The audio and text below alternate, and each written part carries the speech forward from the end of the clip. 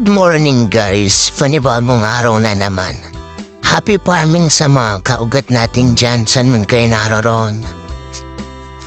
So bali ngayong araw nga po pala, ay gusto ko lang i-share sa inyo ang update ng ating newborn kambing na si F1 Itim.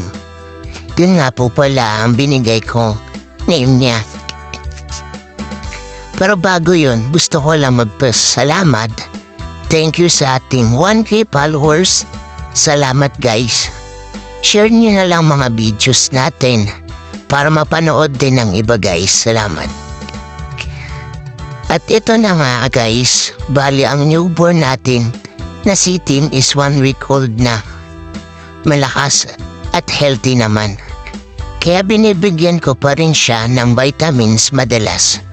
At binibigyan ko na rin naman siya ng extra gatas.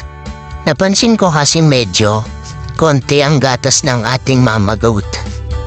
Kaya sayang naman if hindi mabuhay ang kambing niya or baby niya. Matagal din tayo naghintay na ilabas siya. Halos 4 months and 2 weeks din siya pinagbuntis ng ating mama goat.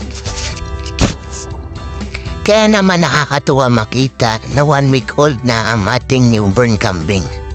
Sa mga gusto po malaman if ano ang binibigay kong vitamins kay Itim, is tiki-tiki lang po. Bali 1 ml per kilo ang dami ng papainom nyo. At kada ikalawang araw lang po magpapainom.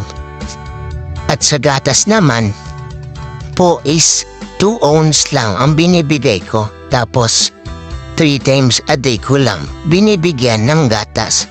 Yun lang guys. At hanggang dito na lang guys.